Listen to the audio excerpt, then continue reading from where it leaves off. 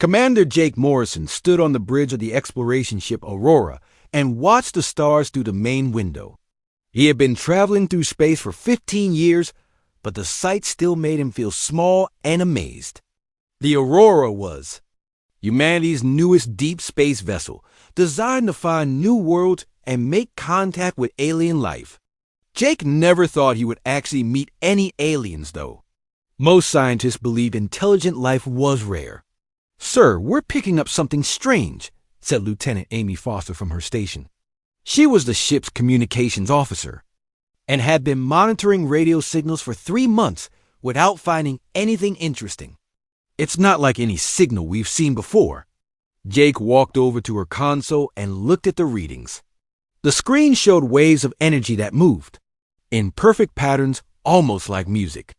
"Are you sure it's not just natural radiation from that star system?" Amy shook her head. "No, sir.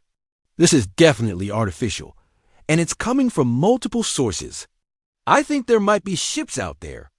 Dr. Lisa Campbell, the ship's scientist, who studied alien life, hurried onto the bridge. She was a small woman with gray hair who got excited about everything related to space exploration. "Commander, you need to see this. The patterns Amy detected aren't random. They're mathematical, but also beautiful, like someone is singing with numbers." Jake felt his heart beat faster. First contact with an alien species was every explorer's dream and nightmare. "How far away are they?" "About 2 light hours, Amy said. "But sir, the signals are getting stronger. I think they're coming toward us." Jake pressed the button for ship-wide communication. "All hands, this is the commander. We may be about to make first contact with an alien species. Everyone report to stations and prepare for possible contact protocols." The bridge became busy as more crew members arrived. Chief Engineer Tony Rodriguez came up from the engine room, wiping grease from his hands. Navigation Officer Dan Kelly started checking their position and escape routes. Security Chief Corinne White made sure all weapons were ready but not active. "Commander," Dr. Campbell said, studying the data on her tablet, "these signals are unlike anything we've theorized about alien communication. Most of our models assume aliens would use simple mathematical concepts or basic pictures to communicate. But this is complex, layered, almost artistic. Can we respond to them?" Jake asked. Amy worked at her console for several minutes. "I can. Try to send our standard first contact message. It's a series of mathematical sequences followed by information about our location and peaceful intentions." "Do it," Jake ordered. Amy sent the message, and they waited. Space communication took time even with their fastest systems. For 20 minutes, the bridge was quiet except for the soft humming of the ship's engines. Then the screens exploded with "Light, Commander." Amy shouted over alarms that suddenly started blaring. The signal strength just increased 100-fold. Whatever's out there just got very interested in us. The main screen filled with swirling colors and patterns that hurt to look at. The ship's speakers crackled and produced sounds like breaking glass mixed with screaming metal. "Turn it off," Jake ordered, but Amy was already working her controls. "I can't. They're overriding our system somehow." Dr. Campbell was staring at her readings with wide eyes. "Commander, the energy output from these signals could power our ship for a year. How are they generating this much power just for communication?" The horrible sounds from the speakers suddenly stopped. The colorful patterns on the screen faded to black. Then slowly new shapes appeared. They looked like crystal formations, but they moved and changed like living things.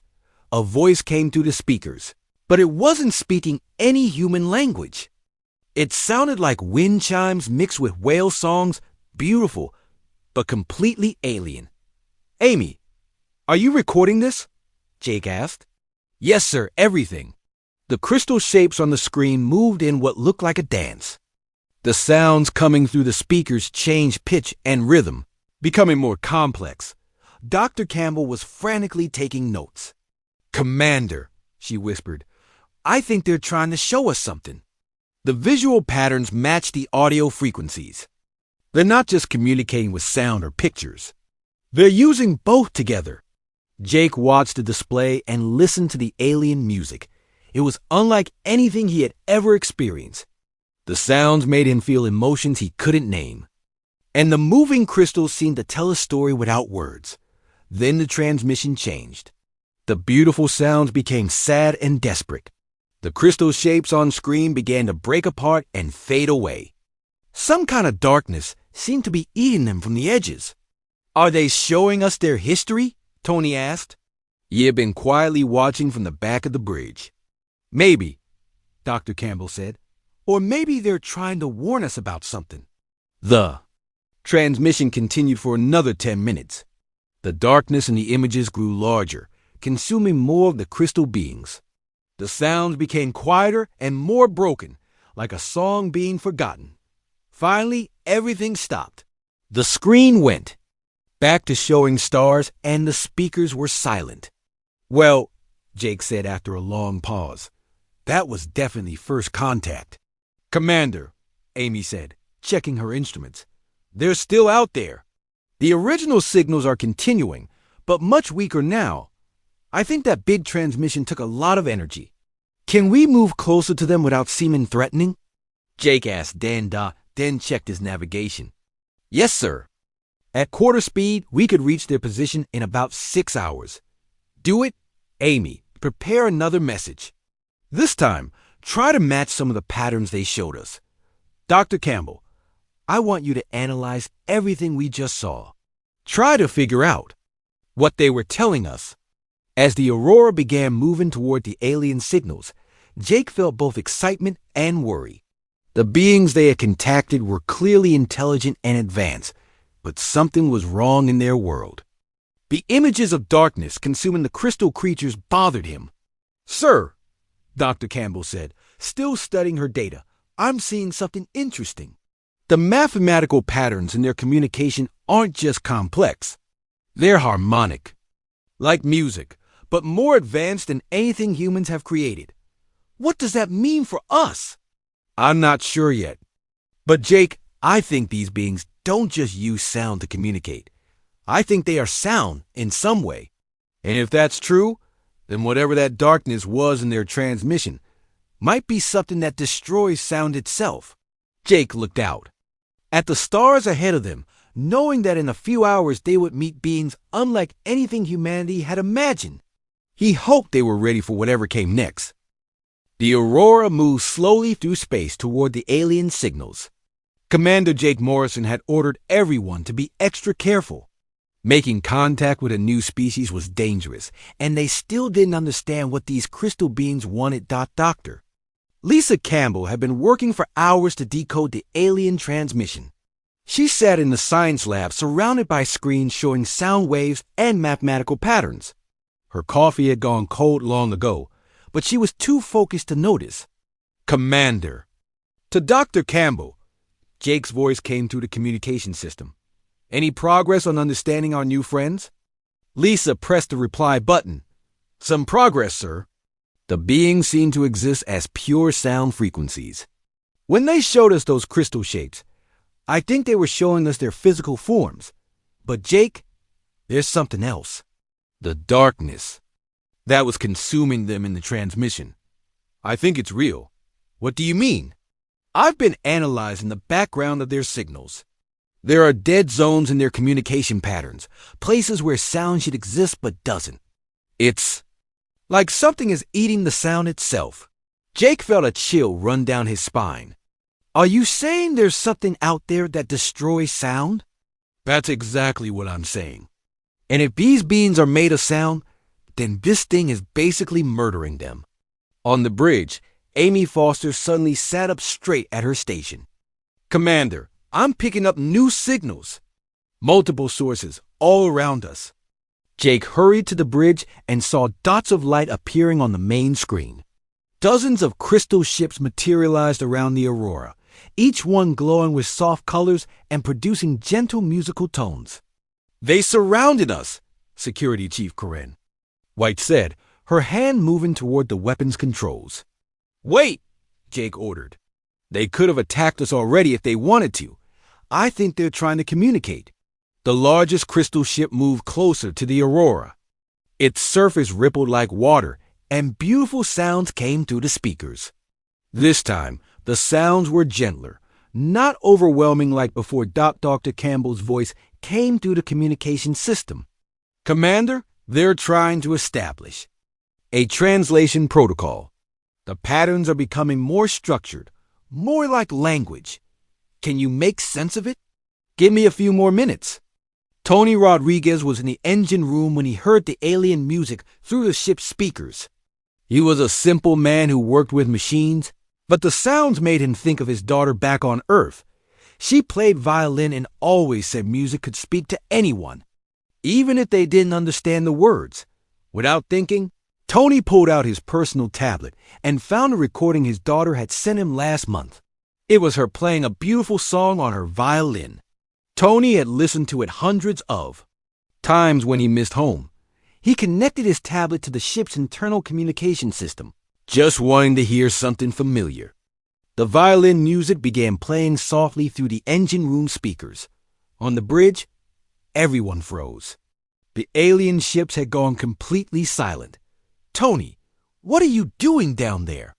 Jake asked through the communication system. Sorry, Commander. I was just playing some music from home. I'll turn it off. No, wait, Dr. Campbell's excited voice interrupted. Don't turn it off. The aliens just changed their entire signal pattern. They're responding to the violin music. Through the main speakers, the crystal beings began making new sounds. These weren't the mathematical patterns from before. They were softer, more emotional, almost like they were trying to copy the violin. They're fascinated by it, Lisa said, her voice full of wonder. Commander, I think I'm starting to understand their language. They're asking about the sounds Tony is playing. Can you communicate back to them? I'm trying. The patterns are becoming clearer. They want to know where the music comes from. What creates it? Jake thought for a moment. Tell them it comes from Earth, from humans. Tell them we make these sounds for beauty, not just communication. Dr. Campbell worked at her console, trying to translate Jake's words into the harmonic language of the crystal beings. The alien ships waited patiently while she worked. Finally, she sent the message. The response was immediate and overwhelming. Every alien ship began producing sounds at once, but this time they weren't harsh or painful. They sounded amazed, excited, almost like they were celebrating. Commander, Lisa said, they're telling us something incredible. They've been searching the galaxy for thousands of years, looking for what they call pure resonance. Most species they found only make sounds. For practical purposes, warnings, mating calls, basic communication. But humans make sounds just because they're beautiful. That's what music is, Jake said.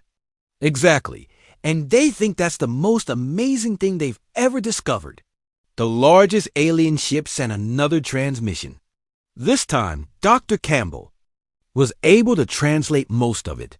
They're telling us about the threat they face, she said. They call it the silence. It's spreading across the galaxy, destroying all sound and vibration. Entire star systems have gone completely quiet. Billions of their people have died. Jake felt the weight of what she was saying. How many star systems? Dozens, maybe hundreds. The silence moves slowly, but it never stops. It consumes everything that makes sound. Amy looked up from her station. Commander, they're sending us star charts. I think they're showing us where the silence has been. The main screen filled with a map of local space. Red zones marked areas where the silence had passed. Jake saw with horror that the red zones formed the path leading directly toward human space. How long do we have? He asked. Dr. Campbell translated the question and waited for the response. When it came, her face went pale. At its current speed, the silence will reach Earth in about 6 months. The bridge fell silent. Everyone understood what that meant. Earth, with its billions of people, all the music and sounds of human civilization, would be consumed by absolute quiet. There has to be something we can do, Jake said. Ask them if they know how to stop it. The crystal beings responded with what sounded like hope mixed with desperation. Dr. Campbell translated slowly. They think there might be a way. The silence can only be stopped by what they call soulful resonance, sound that comes from genuine emotion, not just mechanical noise. They've tried to create it themselves, but they can't. Their sounds are too perfect, too mathematical. But human music isn't perfect. Tony's voice came from the engine room. My daughter always says the imperfections in music make it beautiful. That's it, Lisa said excitedly. They need our help. Human music has something theirs doesn't: soul, emotion, imperfection. The things that make it beautiful to us might be exactly what can push back the silence. Jake looked at the alien ship surrounding them, then at the star chart showing the approaching threat. Earth was depending on decisions made here, millions of miles from home. Tell them we want to help, he said. Ask them what we need to do. The response came quickly, and Dr. Campbell's translation sent chills through everyone. On the bridge.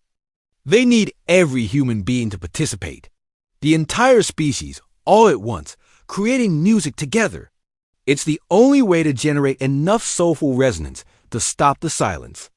Jake stared out at the stars, knowing that the fate of not just humanity but countless alien civilizations might depend on whether humans could work together to create the most important song in galactic history. Commander Jake Morrison stood in the communication room of the Aurora, preparing for the most important call of his life. He had to contact Earth and tell them that an alien force was coming to destroy all sound on the planet. He also had to convince them that the only way to survive was for every human to sing together. Are you sure about this, Commander? Asked Dr. Lisa Campbell. She had been working with the crystal beings for 3 days, learning more about the silence and what it would take to stop it. The aliens are asking for something that's never been done before, getting every human on Earth to participate in one musical event. Jake nodded. I've seen the data. The silence has already destroyed 47 star systems. Billions of beings are dead. If we don't try this, Earth will be next. He opened the communication channel to Earth.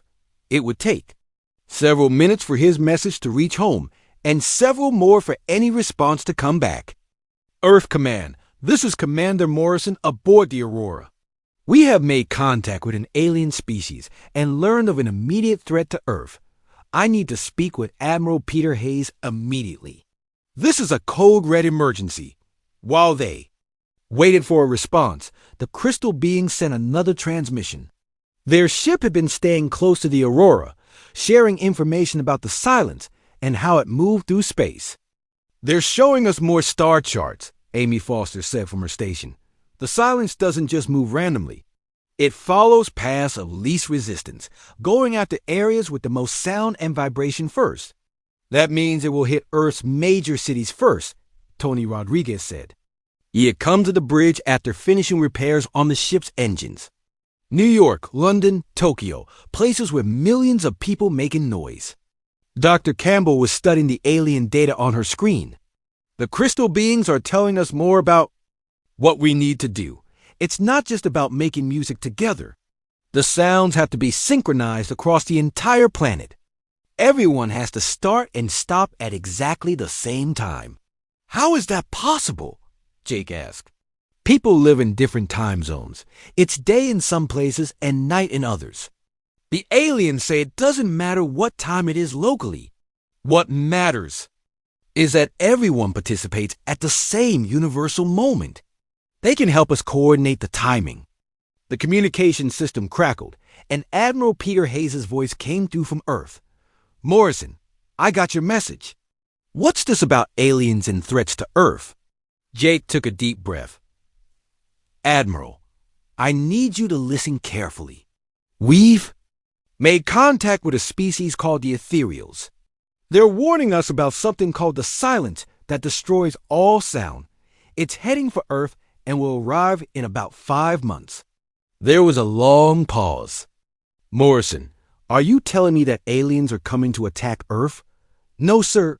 That's not what I'm saying. The silence isn't the aliens. It's something else.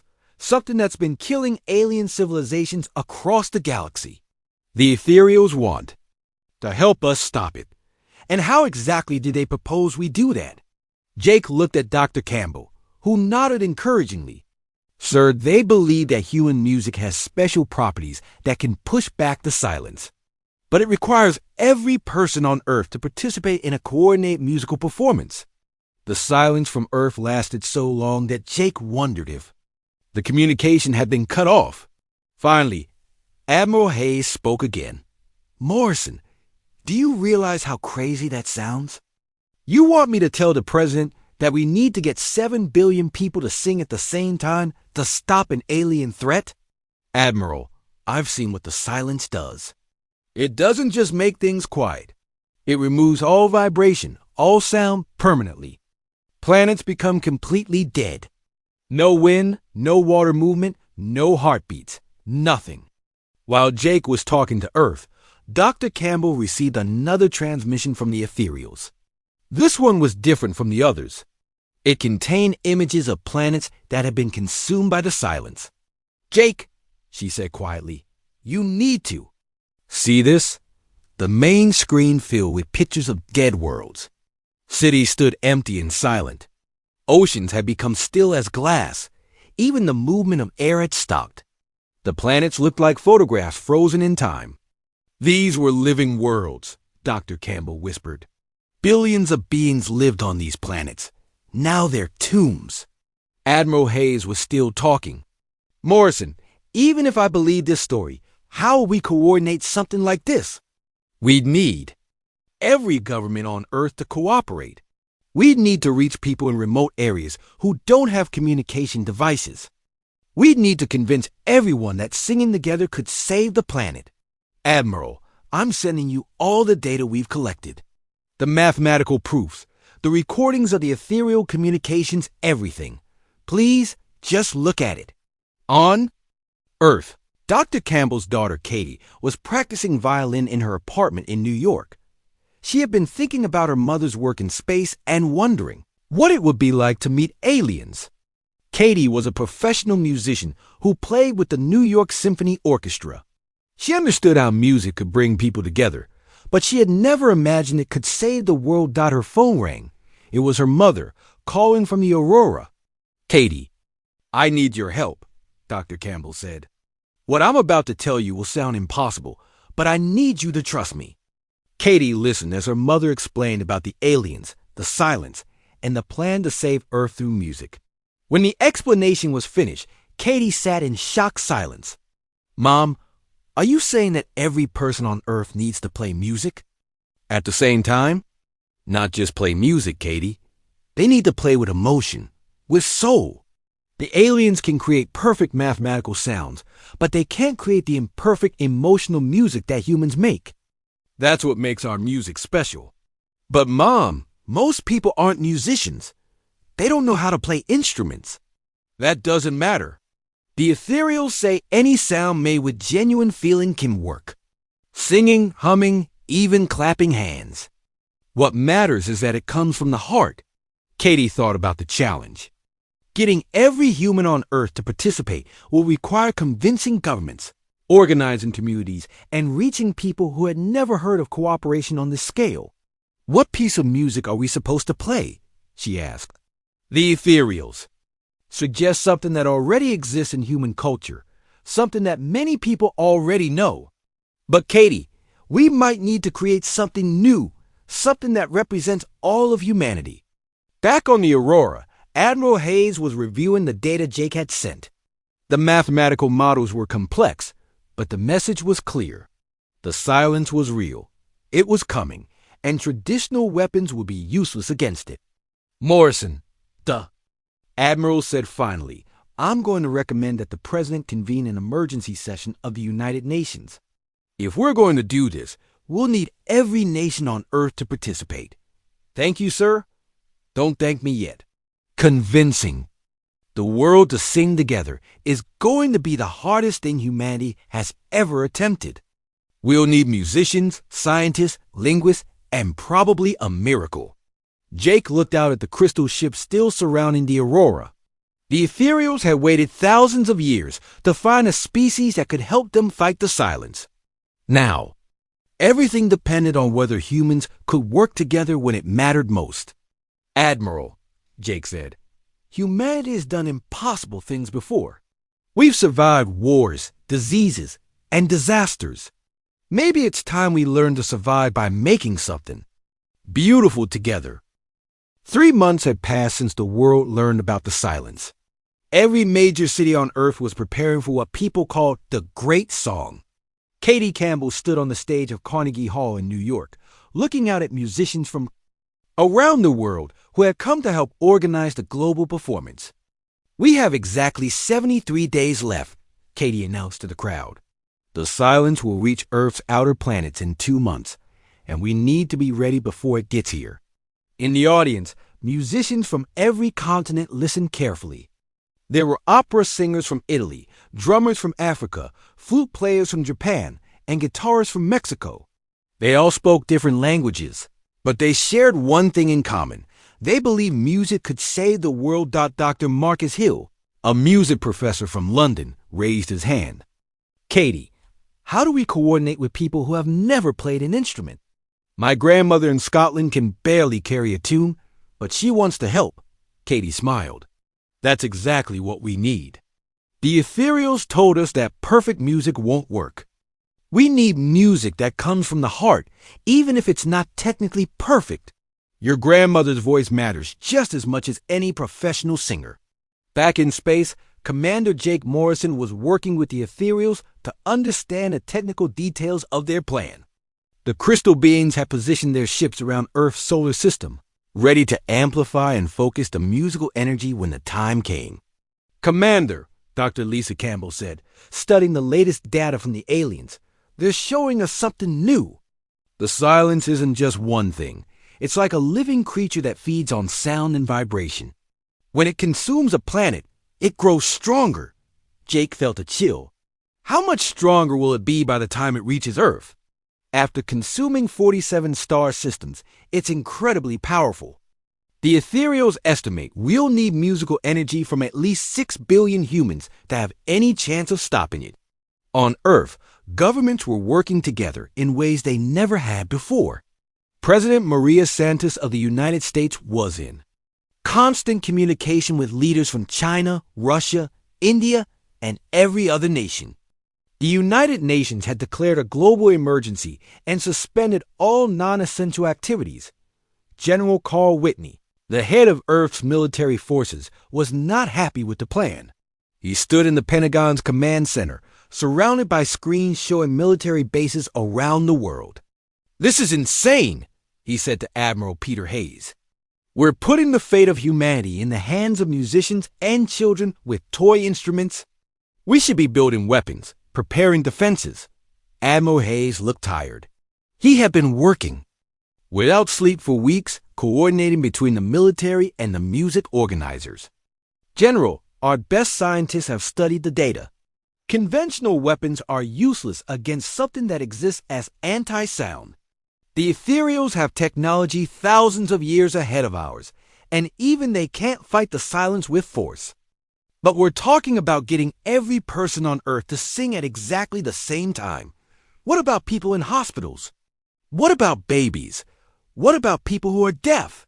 The ethereals say it doesn't matter if someone can't hear the music. What matters is the intention to participate. Even someone humming silently is contributing to the harmonic field." General Whitney shook his head, but said nothing more.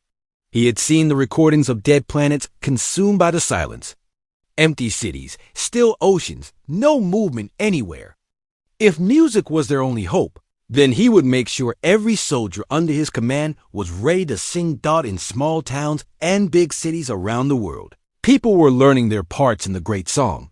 The organizers had chosen a simple melody that most humans already knew, a combination of Amazing Grace and Beethoven's Ode to Joy that could be sung in any language.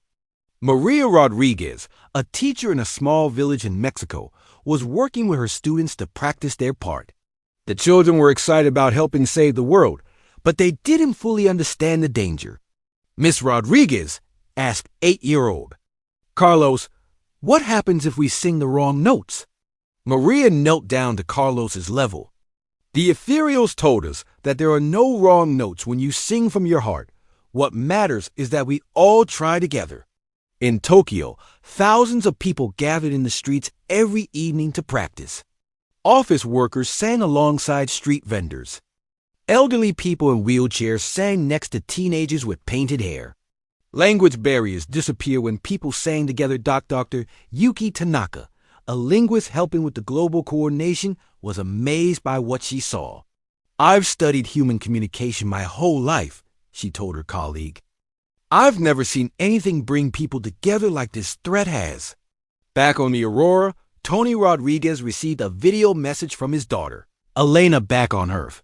She was now helping coordinate musicians in their home city of Chicago.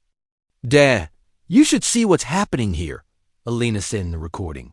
Every school, every church, every community center is teaching people the song. Even the prisoners in the jails are practicing. Mom says it's like the whole world has become one big choir. Tony smiled, but he was worried. The ethereals had been showing them more data about the silence, and the numbers were frightening. The phenomenon was accelerating as it approached Earth, growing stronger as it consumed the outer planets of other star systems in its path.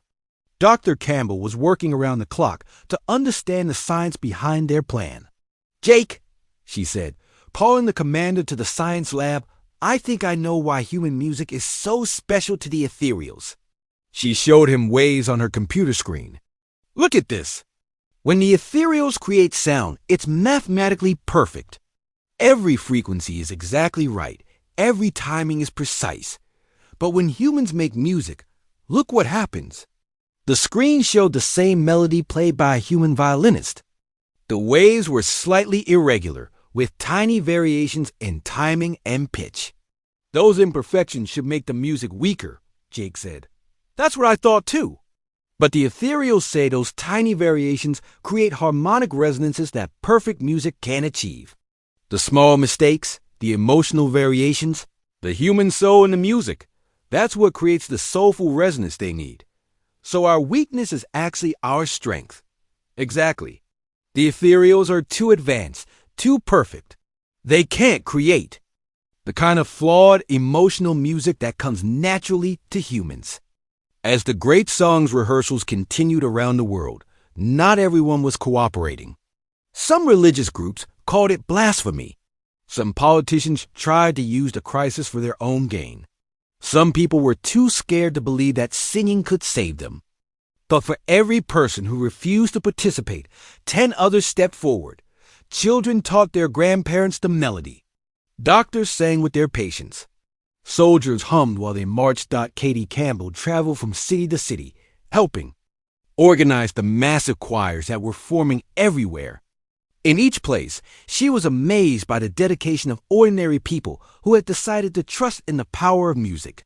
We're not just preparing to fight the silence, she told a crowd in London. We're proving that humanity can work together when it matters most.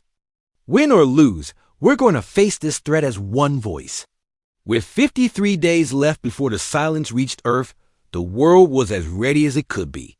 Every person who could sing, hum, or clap had learned their part. The ethereals had positioned their amplification ships. All that remained was to wait for the moment when 7 billion humans will create the most important song in the history of the galaxy. The day had finally arrived. The silence had consumed Jupiter's moons during the night, turning them into dead, airless rocks where no sound could exist. Earth had less than 12 hours before the phenomenon reached them. Commander Jake Morrison stood on the bridge of the Aurora, watching the edge of the silence move through space like a wall of absolute darkness. Where it passed, everything became still. No radio signals, no vibrations, no movement of any kind. It's bigger than we expected, Dr. Lisa Campbell said, her voice tight with worry. The silence has grown stronger by feeding on the outer planets. Our calculations might not be enough. The ethereal ships were positioned around Earth, ready to amplify the musical energy from 7 billion humans. Their crystal forms glowed brighter as the moment approached. But Jake could see fear in their harmonic communications. On Earth, people gathered in every possible location. Times Square in New York was packed with millions of singers. The steps of the Sydney Opera House overflowed with choirs. In small villages across Africa, families stood together holding hands.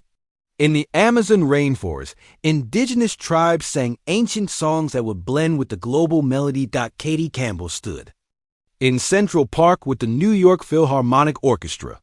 She held her violin, the same one her mother had heard play the song that first caught the ethereal's attention. Around her, musicians from every genre prepared their instruments. Classical violinists stood next to jazz saxophonists. Rock guitarists tuned up beside folk singers with simple acoustic guitars. 5 minutes until we begin, Katie announced through the sound system.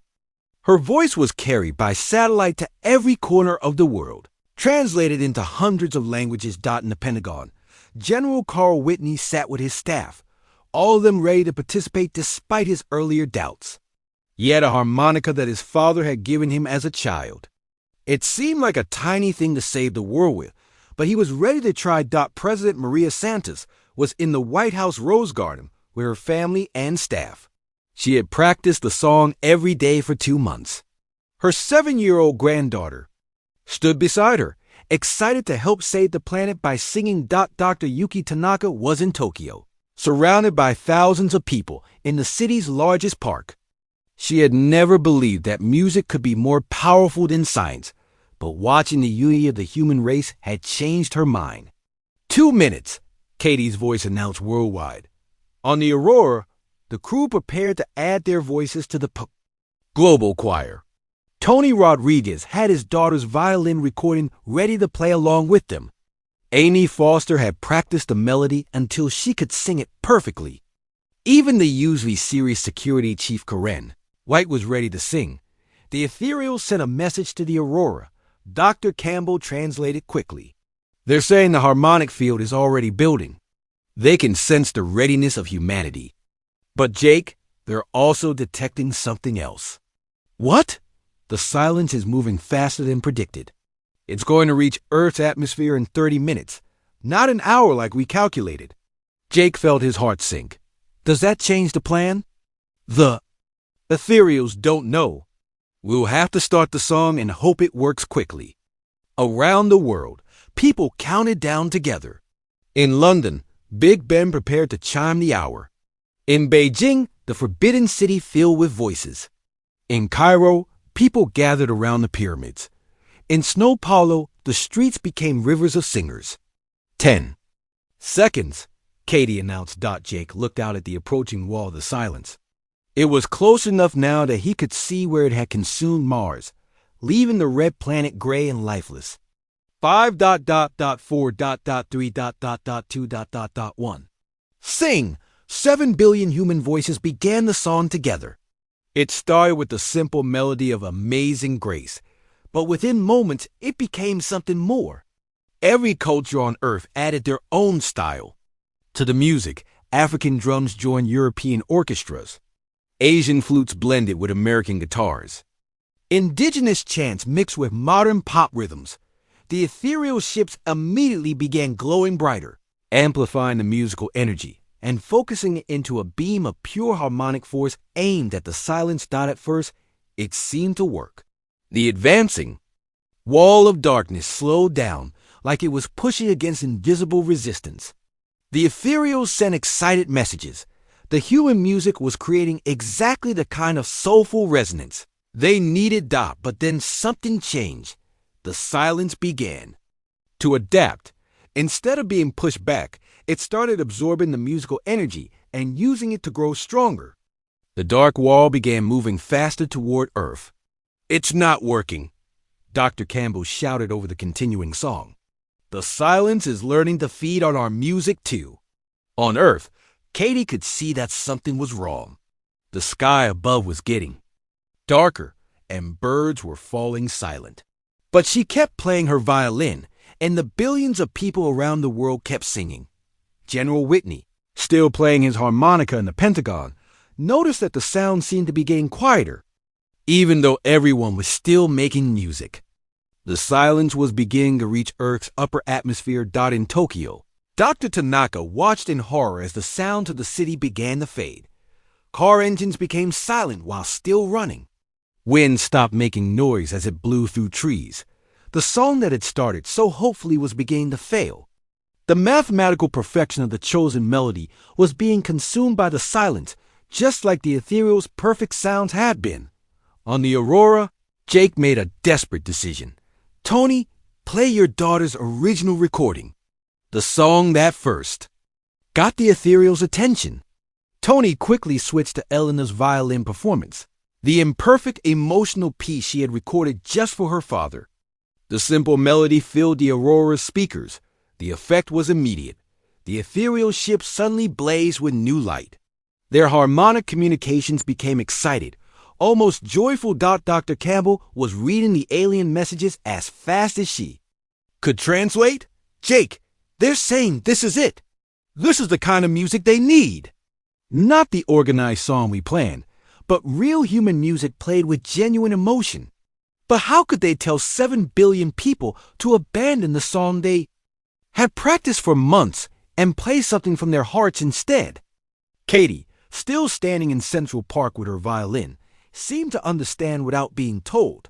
She stopped playing the planned melody and began playing What a Beautiful Name, the same song her mother had mentioned, the song that had brought humans and ethereals together. Her change was heard around the world through the communication systems. Other musicians began to follow her lead. The organized global song began to break apart as people started playing music that meant something personal to them. Parents sang lullabies they had sung to their children. Lovers played songs from their weddings. Elderly people hummed melodies from their youth. Children made up silly songs on the spot. The change in the harmonic field was dramatic. Instead of one organized song, Earth was producing thousands of different melodies, all played with genuine human emotion and imperfection. The silence, which had been growing stronger by absorbing the organized music, suddenly stopped advancing. The chaotic, heartfelt music from humanity was something it couldn't understand or consume. But would it be enough to push the silence back? Or had they only managed to slow down the inevitable destruction of Earth? The moment Katie Campbell switched to playing What a Beautiful Name on her violin, everything changed. Across the world, people stopped singing the rehearsed song and began playing music that came from their hearts. In Central Park, the New York Philharmonic Orchestra abandoned their sheet music. The violinists played melodies that reminded them of their childhood. The drummers beat rhythms that spoke of joy and sorrow. The trumpet players sang calls across the park that sounded like love and hope and defiance. Around the world, the organized performance dissolved into something beautiful and chaotic. In Tokyo, Dr. Yuki Tanaka began singing a lullaby her grandmother had taught her in Japanese. In London, General Whitney's harmonica played an old blues song his father had loved. In Mexico, Maria Rodriguez and her students sang a folk song about birds flying free.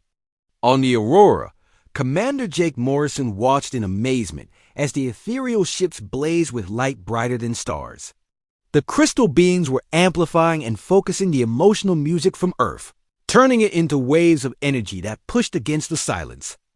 It's working, Dr. Lisa Campbell shouted, reading the alien communications. The silence is actually being pushed back. The dark wall that had been consuming sound throughout the galaxy began to retreat. Where it had taken Mars and made it silent, sound was slowly returning. Radio signals started coming from the planet's research stations again. Wind began making noise as it blew across the Martian surface. But the silence was not giving up easily. It had fed on the sounds of dozens of star systems and grown incredibly powerful. The phenomenon began to fight back, sending tendrils of absolute quiet toward Earth like dark fingers trying to grab the planet. Katie could feel the battle happening above her head. The air itself seemed to vibrate as sound and silence warred in space. Her violin strings hummed with energy she had never felt before. Around her, every musician was playing with an intensity that went beyond normal performance. In a small village in Africa, An old man played drums made from animal hide, beating rhythms his ancestors had used to celebrate life and mourn death. The drums spoke of humanity's long journey from caves to cities to the stars dot in Australia. Aboriginal elders played didgeridoos that created sounds as old as the continent itself. The deep, earth-shaking notes carried stories of creation and survival that went back 50,000 years. In the Amazon rainforest, indigenous people sang in languages that few outsiders understood, but their songs spoke to something universal in the human spirit. On the Aurora, Tony Rodriguez was crying as he listened to his daughter's violin recording play over and over. Each time it played, the ethereals amplified it and sent it out as a beam of pure emotional energy.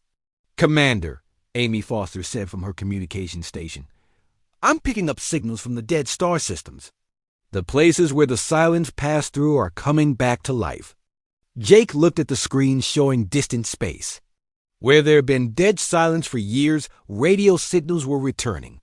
The ethereal communications were full of joy and amazement. Their people, thought lost forever, were beginning to sing again. But Earth was still in danger. The silence was putting all its remaining strength into one final assault on the planet. Dark clouds began forming in Earth's atmosphere as the phenomenon tried to break through the musical barrier. President Maria Santos, standing in the White House Rose Garden with her granddaughter, felt the air around them grow cold and still. Birds stopped singing. The wind stopped blowing. Even their own voices began to sound muffled and distant. "Keep singing, sweetheart," she whispered to her granddaughter, though she could barely hear her own words. Around the world, people felt the silence pressing down on them like a heavy blanket. Some began to panic and stop making music. Others sang louder, pouring all their love and fear and hope into their voices. Katie, still playing her violin in Central Park, felt the strings becoming harder to hear even though she was playing as loud as she could. The silence was trying to consume Earth from within, starting with the biggest gatherings of musicians. Then something extraordinary happened. People who couldn't sing began to participate in other ways. In hospitals, patients who couldn't speak tapped rhythms on their bed rails. Deaf people created vibrations by stomping their feet and clapping their hands. Babies who couldn't talk yet made happy noises that their parents amplified with love. Ethereals sent an urgent message to the Aurora. Dr. Campbell translated as fast as she could. "They're saying the humans are doing something they've never seen before. You're not just making music with your voices and instruments. You're making music with your entire being." Jake understood. Humanity wasn't just singing with their mouths or playing with their hands. They were creating music with their hearts, their souls, their very essence as living beings who had learned to find beauty even in the darkest times. The combined emotional energy from 7 billion humans, amplified by the ethereal technology, created a wave of such pure, powerful sound that it didn't just push back the silence, it transformed it. Instead of being destroyed, the silence began to change. The absolute quiet that had consumed so many worlds started to become something new. It became the space between notes that made music possible. It became the pause between words that gave them meaning. It became the rest between heartbeats that allowed life to continue. The dark wall retreating through space was no longer pure destruction. It was becoming part of the cosmic symphony that the ethereals had always believed existed, but had never been able to create. Katie felt the change first. Her violin strings began to sing with harmonics she had never heard before. The music she was playing seemed to resonate with every atom in the universe. Around her, the other musicians felt it too. Their instruments were producing sounds that went beyond normal physics. On the Aurora, the ethereal ships were glowing so brightly they looked like new stars. Their communications were no longer just messages. They were pure, joy expressed as living sound. Dr. Campbell was reading the translations with tears in her eyes. "Jake, they're saying humanity has done something impossible. You've taught the silence how to become part of music instead of destroying it. The battle was over, but the music continued. From Earth, waves of emotional sound continued to spread through the galaxy, carried by the ethereal amplification network. Star systems that had been silent for years began to sing again, but now their songs included the beautiful spaces of quiet that made the music complete. Humans had saved not just their own world, but had shown the galaxy something new about the relationship between sound and silence, between noise and music, between individual voices and universal harmony. Katie Campbell lowered her violin and looked up at the sky. The stars seemed brighter somehow, as if they were singing along with Earth. Around her, 7 billion humans had proven that sometimes the most powerful force in the universe isn't technology or weapons or perfect knowledge. Sometimes it's simply the ability to find something beautiful in the darkness and share it with others. The ethereals had searched the galaxy for thousands of years, looking for a species that could create soulful resonance. They had found it in humanity's imperfect, emotional, gloriously chaotic music that spoke not just to the mind, but to the heart. Earth had become known throughout the galaxy as the world that sings with its soul, and the silence had learned to dance to humanity's song.